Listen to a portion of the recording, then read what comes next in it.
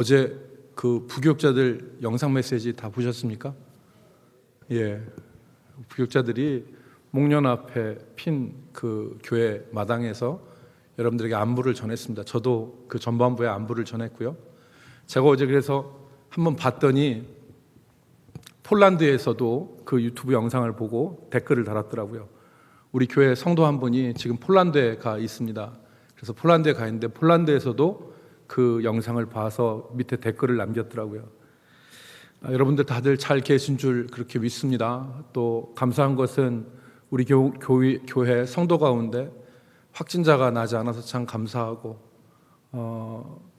잘 여러분들이 따라주셔서, 그리고 또 교회가 또 기도하는 가운데 바른 방향들을 정해서 나아갈 수 있게 되는 것을 감사하게 생각합니다.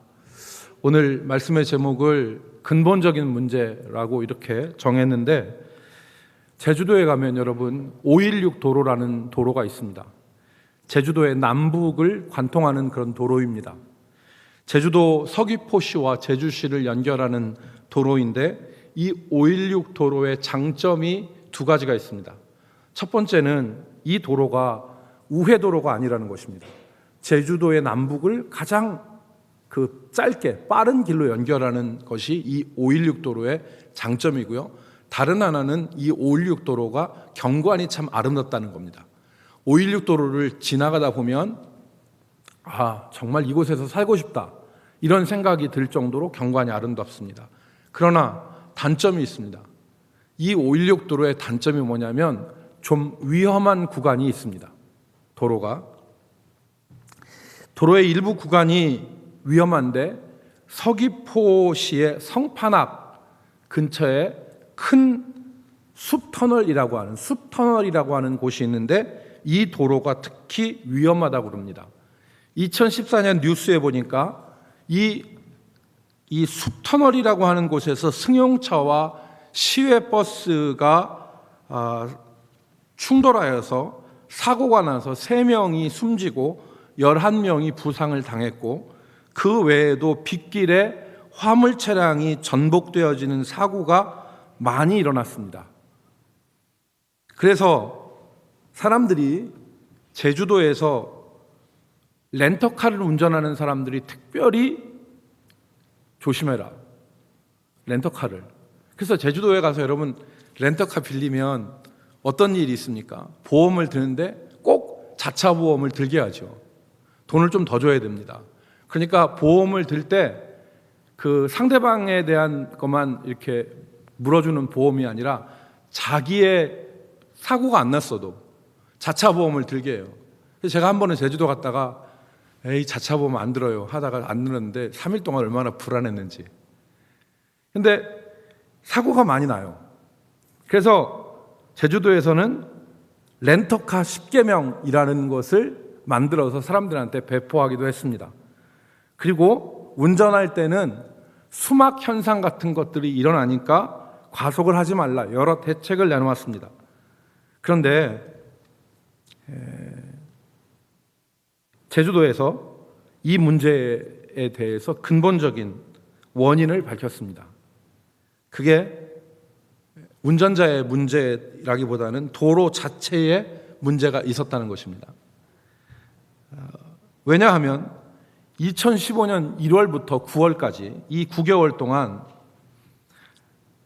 그 큰 숲터널이라고 하는 그 지점에서 교통사고가 일어났는데, 얼마가 일어났느냐, 무려 9개월에 117건이 일어났습니다. 한 지점에서. 그러니까 한 달에 13건의 사고가 그 지점에서 일어난 겁니다. 그래서 그 지역 신문과 도의회에서 문제를 지적했는데, 이것이 단순히 운전 조심하고 조심운전하고 위험 표지판 붙인다고 해결될 문제가 아니라, 이것은 도로의 구조적인 문제고 도로를 만들었을 때 재질에 대한 문제로 이게 사고가 일어나는 것이다. 그래서 일부 구간은 폐쇄를 하거나 통행을 제한해야 된다는 근본적인 해결 방안이 나와야 된다고 지적을 했습니다. 근본적인 문제는 다른 데 있었던 것이죠. 다른 하나의 예를 들겠습니다. 요즘에 사회가 참 많이 복잡하고 사는 게 복잡해졌습니다. 이런 상황에서 10년 동안 검사 생활을 하던 사람이 검사 생활을 그만두고 어떤 사회단체의 대표가 됐습니다. 어떤 사회단체냐면 자기 성찰을 한 프로그램을 운영하는 단체인데, 사람들은 그 단체에 들어가서 돈을 내고 독방에 가서 하루를 삽니다. 교도소의 독방과 같이 1.5평 되어지는 공간에 자기 스스로를 가두는 것입니다. 핸드폰도 가져가지 않고, 일할 것도 가져가지 않고, 장부도 가져가지 않고, 거기 가서 그냥 앉아 있습니다. 독방에 갇혀 있는 겁니다. 거기에는 종이와 펜, 그리고 차 마실 닭이 세트만 있지 아무것도 없습니다. 그런데 사람들이 돈을 내고 거기를 갑니다. 왜?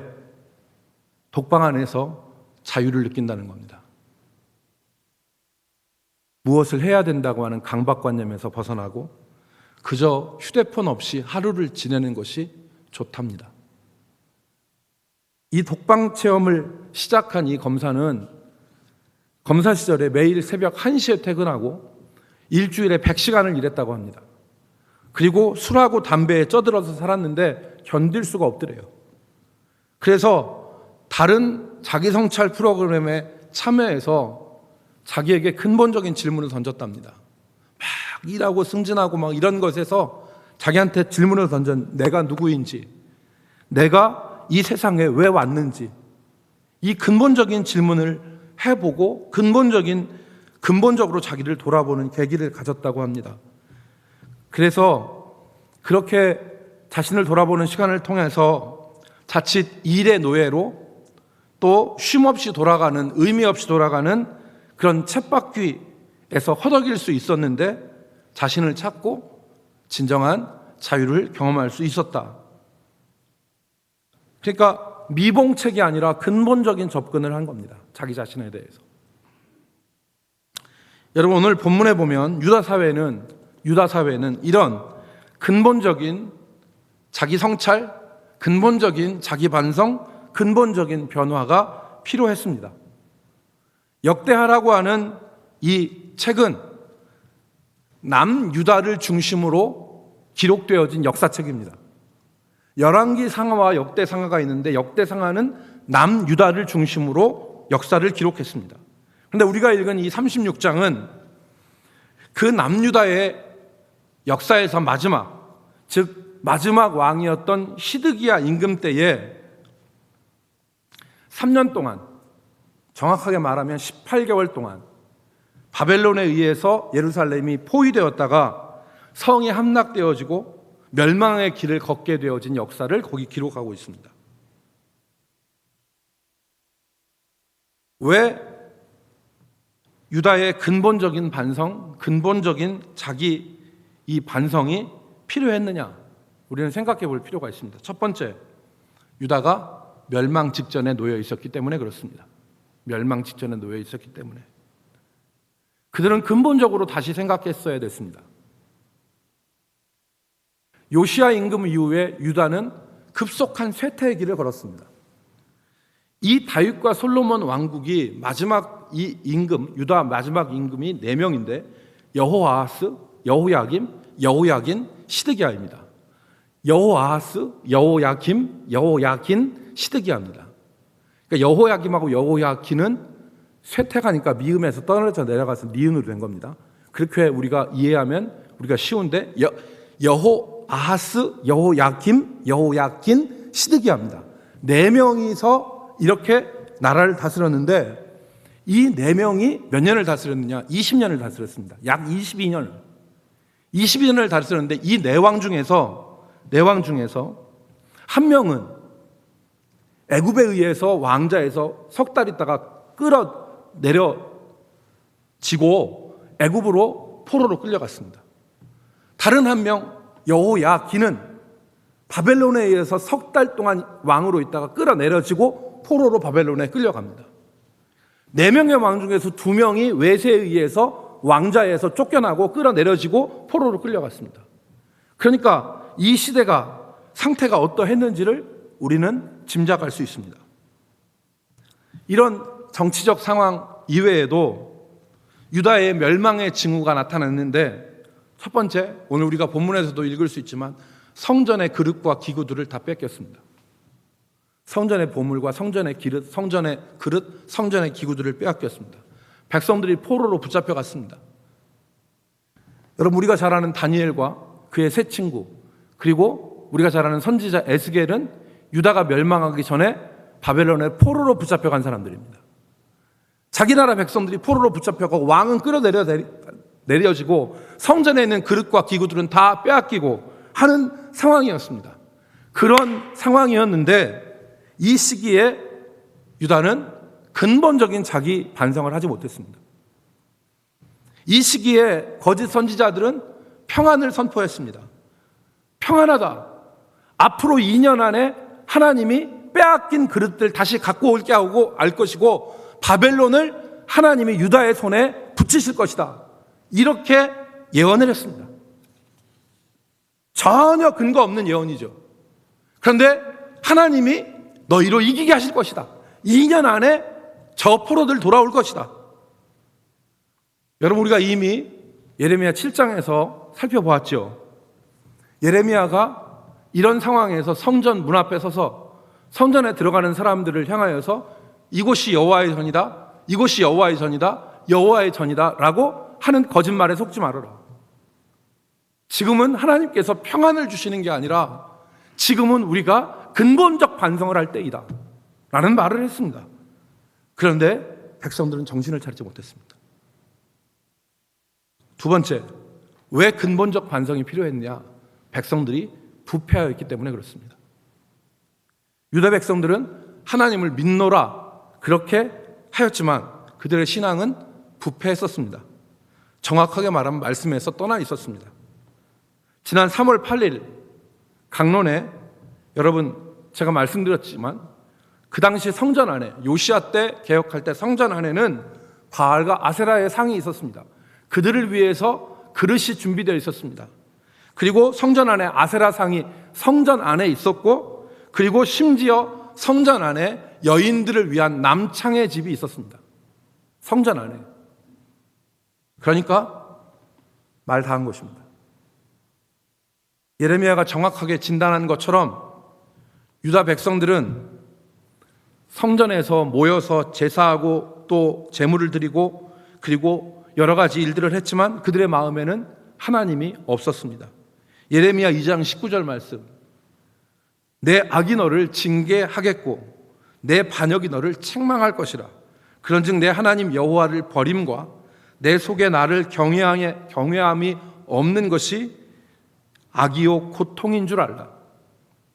네가 너희들이 여호와를 버림과 너희 속에 나를 경외함이 없는 것이 악이요 고통인 줄 알라. 주 만군의 여호와의 말씀이니라. 그들 마음속에는 하나님이 없었습니다. 그리고 하나님을 경외하는 마음도 없었습니다. 그것이 악과 고통이었는데 이 상황 속에서 그들은 하나님께 예레미야가 말한 것처럼 등을 돌리고 얼굴을 하나님께로 향하지 않았습니다. 그러니 무슨 소망이 있었겠습니까? 근본적인 자기 성찰, 근본적인 변화가 이들에게 필요했던 것입니다. 오늘 우리가 읽은 말씀에 보면 이런 상황 가운데서 이스라엘, 즉 유다 백성들이 근본적인 문제 두 가지를 말씀하고 있습니다. 그들의 근본적인 두 가지 문제, 첫 번째, 두 번째인데 오늘 우리의 문제이기도 합니다. 첫 번째, 그들의 문제가, 근본적인 문제가 뭐냐? 그들의 방향의 문제였습니다. 그들의 방향. 오늘 본문은 시드기야에 대해서, 마지막 왕 시드기야에 대해서 말씀을 기록하고 있죠. 그런데 시드기야 단 한 사람이 아니었습니다. 그 백성까지. 여러분, 우리 본문 11절부터 14절까지의 말씀을 한번 주의 깊게 한번 읽어보도록 하겠습니다. 11절부터 14절에 있는 말씀 같이 한번 읽겠습니다.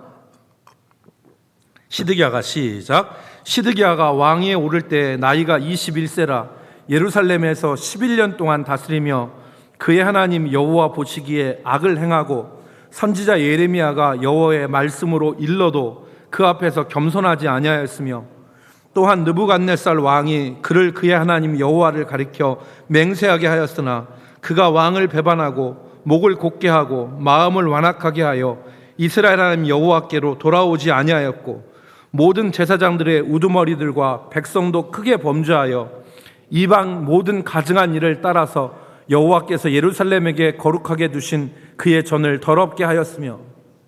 아멘. 여러분, 여기 보니까 12절에 그가 여호와 하나님 보시기에 악을 행하고 선지자 예레미야가 여호와의 말씀으로 일러도 그 앞에서 겸손하지 아니하였다 그랬습니다. 그리고 13절에 보니까 또한 느부갓네살 왕이 그를 그의 하나님을 가리켜 맹세하게 하였으나 그가 왕을 배반하고 목을 곧게 하고 마음을 완악하게 하여 이스라엘 하나님 여호와께로 돌아오지 아니하였고. 무엇을 말씀하십니까? 방향을 말하는 겁니다. 유다의 방향, 유다가 어떤 길을 걸었는가를 말하는 것입니다. 그들은 방향을 돌이키지 않았습니다. 여호와께 악을 행하고 말씀으로 일러도 듣지 아니하고 그 마음을 완악하게 하고 목을 곧게 하여 하나님께로 돌아오지 않았습니다. 이게 근본적인 문제입니다. 여러분,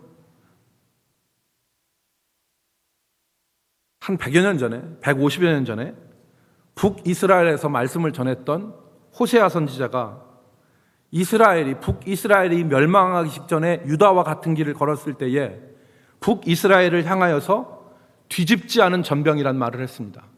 너희들이 뒤집지 않은 전병이다. 전병이 무엇입니까? 떡입니다. 그러니까 화덕에다가 이 빵을 굽는데 그 빵을 뒤집어야 되는데 그 빵을 뒤집지 않으니까 한쪽은 타고 한쪽은 익지 않은 현상이 발생하는 것이죠. 그래서 여러분, 호세아 7장 8절에 에브라임이 여러 민족 가운데 혼합되니 그는 곧 뒤집지 않은 전병이로다. 뒤집지 않은 전병이로다. 10절 말씀에 이스라엘의 교만은 그 얼굴에 드러났나니 그들이 이 모든 일을 당하여도 그들의 하나님 여호와께로 돌아오지 아니하며 구하지 아니하도다. 돌아오지 아니하고 구하지 아니하도다. 방향이 틀렸다는 겁니다. 방향이 틀렸다는 것. 멸망하는 백성들의 특징이 돌이키지 않은 것입니다. 그러나 하나님의 백성은 깨닫고 돌이킵니다. 양은 목자의 음성을 듣습니다.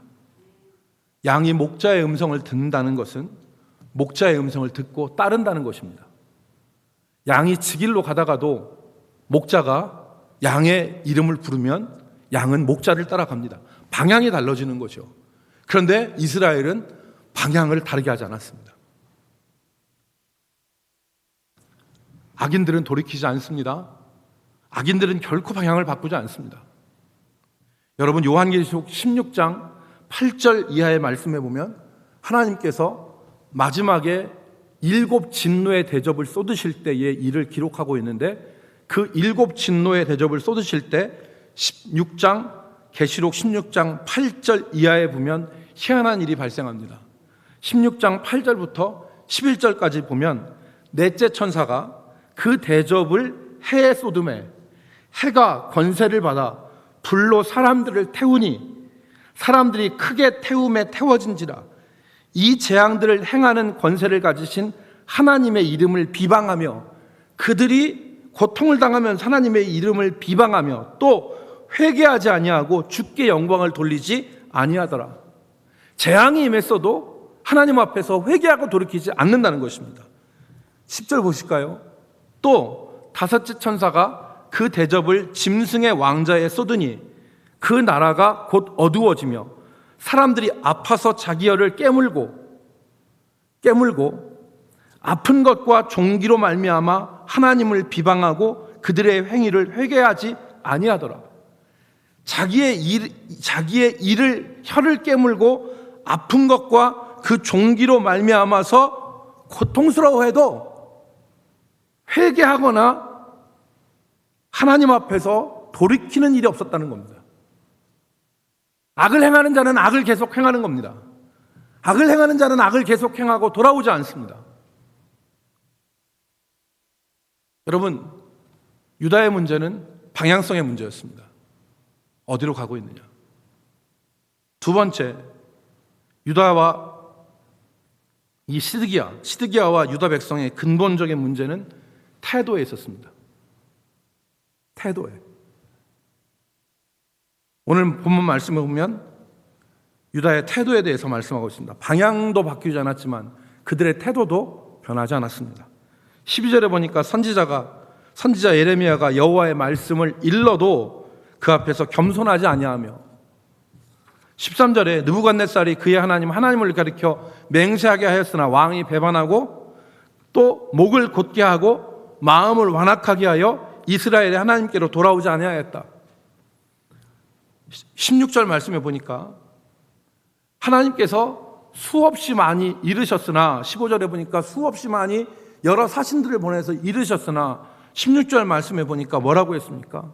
그의 백성이 하나님의 사신들을 비웃고 그의 말씀을 멸시하며 그의 선지자들을 욕하며 여호와의 진노를 그 백성에게 미치게 하여 회복할 수 없게 하였다 하였습니다. 하나님의 사신들을 비웃고 그의 말씀을 멸시하고 그의 선지자들을 욕하여서 여호와의 진노를 그의 백성에게 미치게 하여서 회복할 수 없게 하였다. 여러분,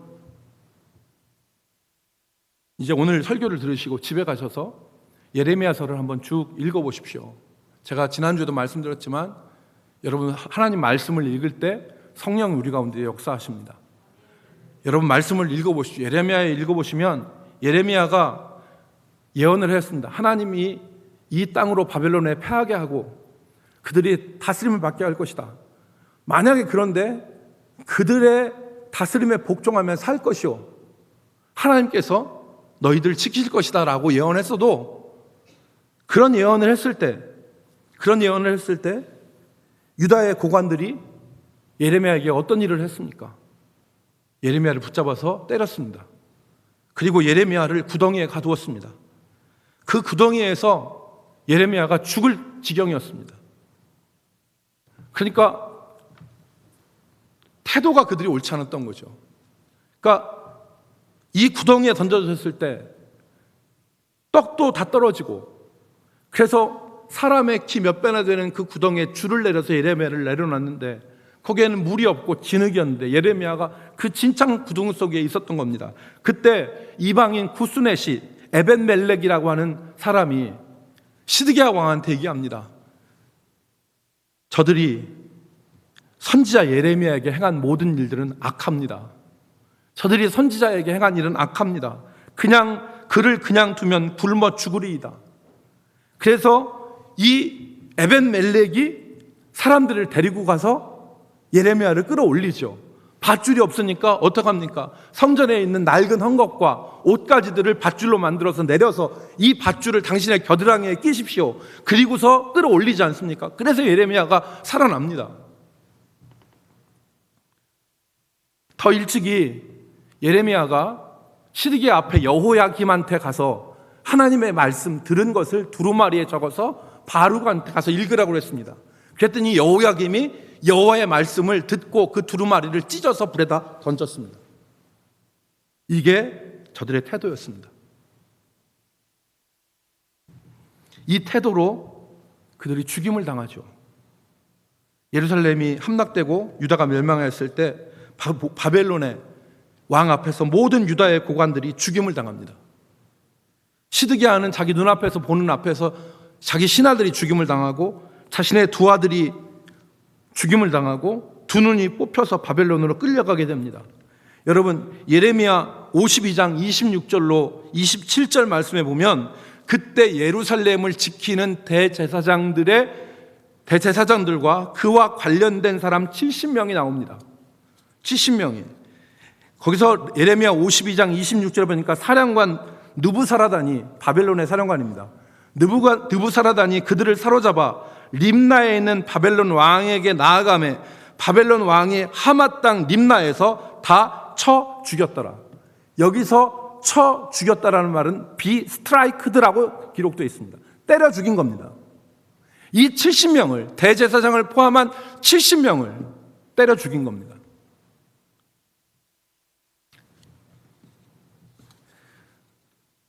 마지막으로 오늘 이 말씀은 우리에게 우리 자신을 돌아보게 합니다. 오늘 우리가 가진 근본적인 문제가 무엇이고 우리의 방향과 태도에 있어서 우리는 어떤 모습을 취할 것인가를 생각하게 합니다.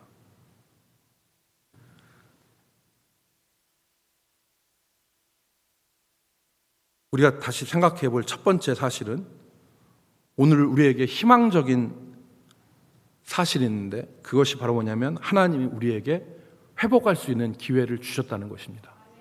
하나님이 우리에게 회복할 수 있는 기회를 주셨다. 오늘 본문 16절 말씀을 보시면 유다 백성들이 회복할 수 없는 지경에 이르렀다고 말씀하십니다. 회복할 수 없는, 이스라엘이 돌이키지 아니하고 하나님의 사신들을 비웃고 그들의 말씀을 멸시하며 선지자들을 욕하여서 여호와의 진노가 백성에게 미치게 하였는데 회복할 수 없게 되었다 그랬습니다. 회복할 수 없게 되었다. 우리는 이 회복할 수 없게 되었다는 16절의 말씀에 주의할 필요가 있습니다. 그들이 회복할 수 없게 되었다. 하나님의 오래 참으심과 하나님의 자비를 하나님의 무관심과 하나님의 무능력으로 오해할 수 있습니다. 중요한 얘기입니다. 잘 들으십시오. 하나님이 참으시고 돌이킬 수 있는 기회를 주시는데 그래서 하나님이 참으시는 것을 이렇게 살아도 된다고 착각하는 것입니다. 또 착각하는 게 하나님이 아무것도 안 하시고 하나님은 이 일에 내가 악을 행하고 이렇게 살아도 하나님은 타치하지 않으신다. 하나님은 무관심하신 것이다. 자기 마음대로 생각하고 돌이키지 않았던 것입니다. 그런 방종이 결코 돌이킬 수 없는, 결코 회복할 수 없는 지경에 이르게 한 것입니다. 오늘 우리에게는 돌이킬 수 있는 기회가 주어졌습니다. 우리 자신들의 방향과 우리 자신들의 태도를 근본적으로 돌아볼 수 있는 기회를 주신 것입니다. 중요한 것이 우리의 방향과 태도입니다. 우리가 삶에서 점검해야 될 가장 근본적인 문제는 우리의 태도와 우리의 방향입니다. 우리가 어디를 향하여 가고 있는지, 우리가 어떤 태도로 살고 있는지를 다시 한번 점검해야 됩니다. 유다의 근본적인 문제는 침공해 오는 바벨론의 문제도 아니었고 자신들이 애굽과 바벨론에 비교해서 약소국이라고 하는 이 문제도 아니었습니다. 근본적인 문제는 유다의 방향성과 하나님을 향하여 등을 돌리고 얼굴을 향하지 않는 그 태도, 그 방향과 하나님의 말씀을 우습게 여기고 비웃고 멸시한 데 있었던 것입니다. 그들 속에 의와 인과 신이 없었던 것이죠. 의로움이 사라지고 사랑이 사라지고 믿음이 사라져버리면 그 사람은 아무리 허우대가 멀쩡해도 죄악 덩어리에 불과합니다. 의와 인과 신, 예수님께서 마태복음 23장에 말씀하신 의와 인과 신, 의로움과 그리고 사랑과 그리고 믿음이 없으면 그 사람은 욕망을 향해 달려가는 죄악 덩어리밖에 되지 않습니다. 사람은 그 속에 정신이 사람을 살게 하는 것입니다. 그 속에 하나님이 없고 하나님의 의와 인과 신이 사라지면 우리는 욕망에 사로잡혀 살아갈 수밖에 없습니다. 특별히 한 번 은혜를 맛보고 성령에 참여한 바 되고 하나님의 선한 말씀과 내세의 능력을 맛보고도 타락한 자는 다시 새롭게 되어 회개할 수 없다. 히브리서 6장 4절로 7절 말씀에. 그러므로 완전히 타락하기 전에, 그래서 그리스도를 부인하기 전에, 회복할 수 없는 상태에 이르기 전에 돌이켜야 됩니다. 한 번 성령을 맛보고 하나님의 말씀과 내세의 능력을 맛보고 성령에 참여한 바 되었지만 그렇지 못한 삶을 살고 그리고 나중에는 타락하여서 하나님을 완전하게 부인하는 자리에 들어가기 전에 그때 나는 무엇을 위해 살고 있고 어디로 향하여 가고 있고 나는 어떤 태도로 살아가고 있는가를 우리는 생각해 봐야 됩니다. 이게 근본적인 문제입니다. 마지막 세 번째 우리가 살펴볼 것은 이 멸망의 진노 중에서 하나님은 바른 태도와 바른 방향을 가지고 사는 사람들을 보호하신다는 것입니다. 이스라엘은 비참한 이 파멸을 피하지 못했습니다. 죄악의 온상이 된 성전은 무너졌고 죄악의 운동장이 되었던 예루살렘 성은 멸망을 했습니다. 돌이키지 않은 그 땅 백성들은 칼에 죽고 기근에 죽고 전염병에 죽었습니다. 죽임을 당하지 않는 자들은 노예로 끌려갔습니다. 그런데 하나님은 그 얼굴을 하나님께로 향하고 그의 말씀을 붙잡은 사람들을 진노 중에서도 보호하시고 그리고 돌보셨습니다. 오늘 우리는 이 사실을 기억해야 됩니다. 하나님의 뜻을 전하면서 비웃음과 무시와 매맞음과 고난 가운데 있었던 예레미야는 이 재난 가운데 생명을 보존하고 그의 말이 진실한 하나님의 말씀이었다는 것이 증명되었습니다. 당시 사람들의 마음에 맞고 사람들의 귀를 달콤하게 즐겁게 하는 말이 아니라 귀에 거슬리고 받아들이기 불편한 진실을 얘기했던 예레미야가 참 선지자라는 것이 증명되었습니다. 그리고 또 한 사람, 예레미야를 죽음 가운데서 건졌던 에벤멜렉.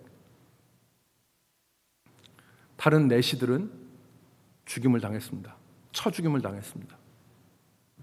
그런데 구덩이에 빠진 예레미야를 왕에게 하소연하여서 그 예레미야를 낡은 옷과 헝겊을 줄을 이어서 그것을 로프로 삼아서 예레미야를 구덩이에서 건진 사람, 그 사람 에벤멜렉, 구스넷이 에벤멜렉, 그 사람은 생명을 건졌습니다.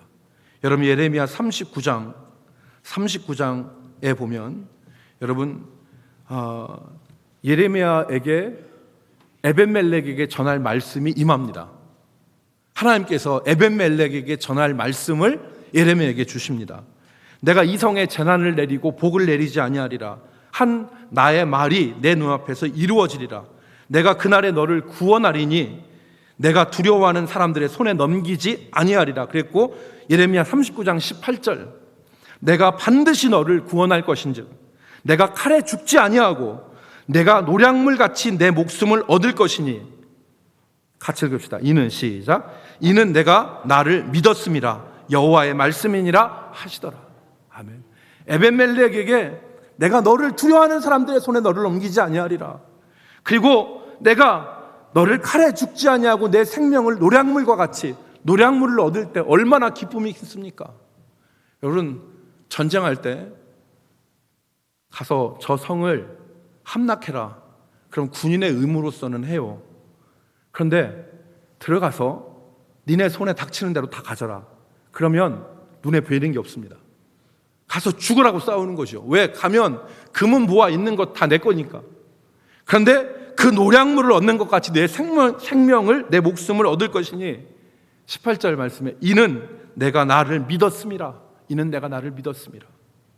사랑하는 성도 여러분, 하나님은 진노의 멸망 중에서도 하나님을 믿는 한 구스 사람을 내시를 살리셨습니다.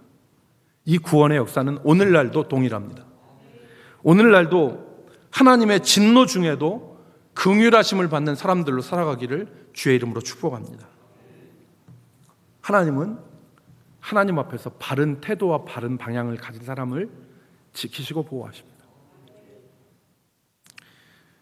여러분 세계 보건기구 또 보건 관계자들이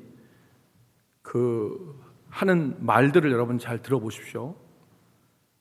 코로나 바이러스 19가 시작에 불과하다는 말을 여러 사람이 합니다. 이건 시작에 불과하다. 이런 바이러스와 질병과 같은 재난은 지금까지 사람과 지구 환경과의 관계에서 보면 필연적으로 나타날 수밖에 없는 결과다. 그동안 사람이 지구 환경에 해댄 일들을 보면 이런 것들은 필연적으로 나타날 수밖에 없는 결과라 이렇게 말합니다. 그래서 세계 보건 관계자들이 추천하는 생명을 지킬 수 있는 길은 아직까지는 미미합니다. 치료제는 언제나 뒷북을 칠 수밖에 없습니다. 그런데 한 전문가가 이런 말을 했습니다. 손을 씻어라. 여러분이 자주 손을 씻고 있지만 더 자주 씻어라. 여러분의 핸드폰을 소독하라. 손으로 눈이나 코를 절대 만지지 마라. 그런 것입니다. 그러나 우리가 정말 귀담아 들을 이야기는 이런 이야기가 아니라 우리의 존재에 있어서 보다 근본적인 문제는 우리의 태도와 방향이 어떠한 것인가를 점검하라는 말입니다. 하나님께 가까이 가는 것이 우리의 힘이요 복이요, 하나님은 에벤멜렉과 같이 믿음의 사람들을 재난과 멸망 가운데서도 건지시고 지키십니다. 오늘 우리가 하나님의 뜻을 기억하고 하나님 앞에서 바른 방향과 바른 태도를 가지고 살아가시기를, 그래서 환난과 재앙과 진노 가운데서도 건지심을 받는, 이는 내가 나를 믿었음이라 라고 하는 말씀처럼 우리가 하나님 믿는 백성들로 살아갈 수 있기를 주의 이름으로 축복합니다. 기도하겠습니다. 하나님, 에벤멜렉을 그 멸망의 자리에서 건지시고 그를 기억하신 하나님이 지금도 살아계셔서 우리를 붙드시고 계심을 믿습니다. 하나님, 우리가 믿는다고 하였지만 옛날에 이스라엘 백성들과 같이 하나님께 등을 돌리고 우리 마음속에 하나님을 경외하는 마음 없이 살아갔다면 우리의 방향과 우리의 태도를 되돌아보게 하여 주시옵소서. 그래서 하나님, 돌이킬 수 없을 때 회복할 수 없는 지경에 이르는 것이 아니라 하나님이 기회 주셨을 때에 우리들이 스스로 겸비하여 바른 자리로 나아갈 수 있도록 역사하시고 인도하시고 은혜를 더하여 주시옵소서. 주님이 우리 성도들을 지키시고 우리에게 하나님의 신실한 은혜와 마음을 주실 것을 소원하오며 예수님의 이름으로 기도 올리옵나이다. 아멘.